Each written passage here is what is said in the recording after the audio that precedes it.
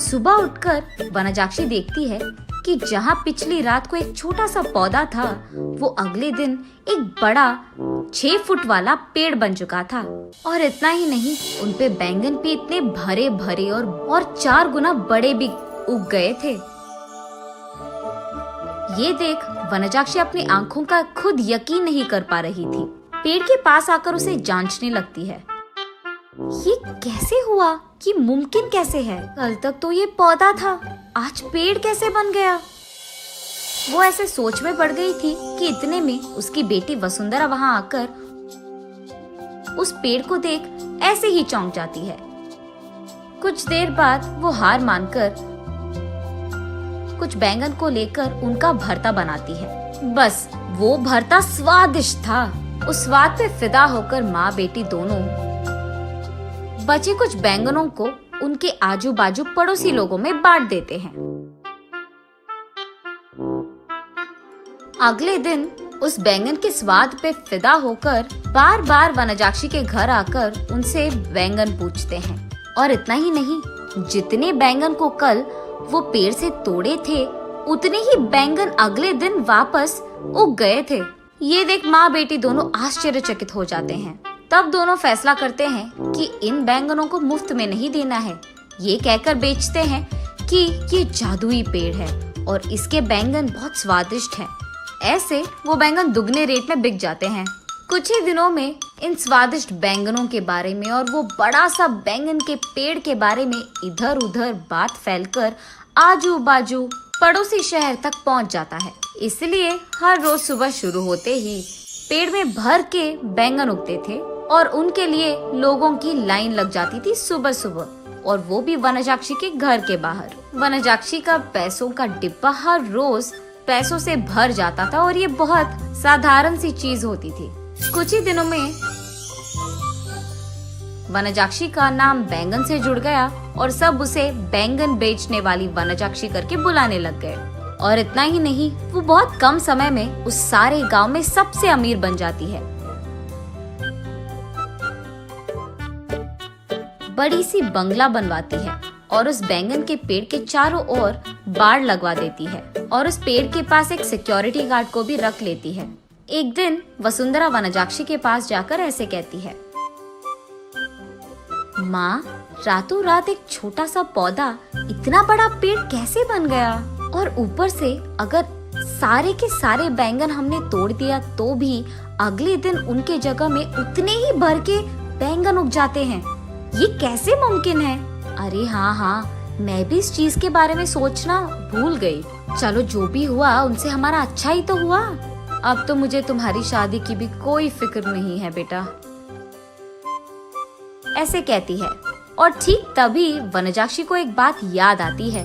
उस समय में जब भी वनजाक्षी के लिए रिश्ते लाते थे तो कुछ भी सेट नहीं होता था। अगर वसुंधरा को लड़का पसंद आ गया तो लड़के वालों को इनका दहेज नहीं पसंद आता था, और अगर लड़के ने वसुंधरा को पसंद कर लिया तो वसुंधरा को वो लड़का पसंद नहीं आता था। ऐसे बहुत सारे रिश्ते देख देख कर वनजाक्षी थक कर ये सोचने लगती है कि शायद उसकी बेटी के कुंडली में कोई दोष है, इसीलिए वो बहुत सारे पूजा पाठ करवाती रहती थी। ऐसे ही एक दिन वो मंदिर में पूजा करवा के घर लौटती रहती है।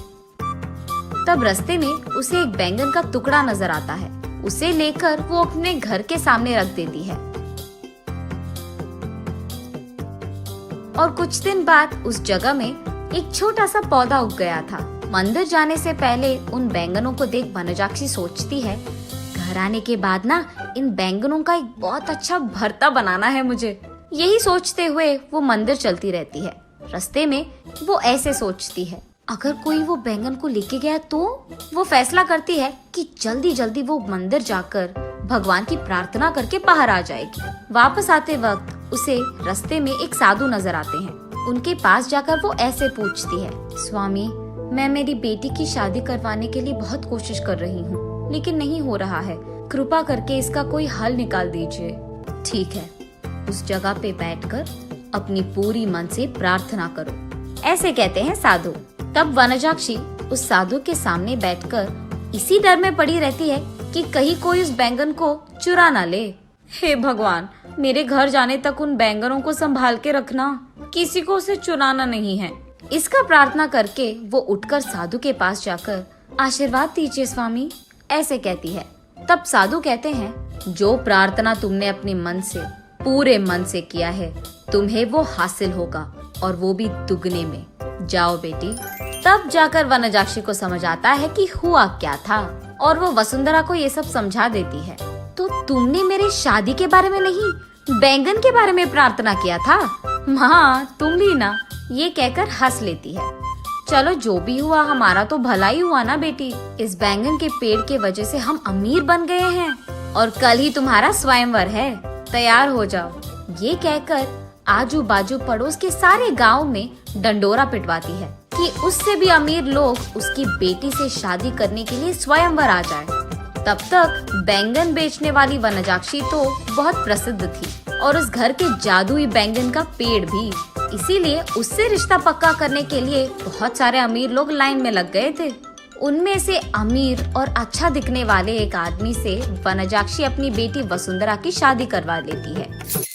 कुछ दिन बाद जब उसके सारे जिम्मेदारियां खत्म हो गई थी, वनजाक्षी उस बैंगन के पेड़ के पास बैठकर ऐसे सोचने लगती है, उस दिन मुझे इस बैंगन के बारे में काश कुछ सोने का ख्याल आया होता।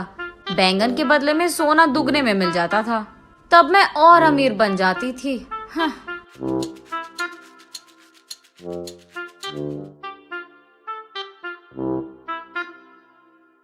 अगले दिन सुबह उठ के देखने पर उस बड़े बैंगन के पेड़ के जगह में वही पुराना वाला छोटा सा पौधा था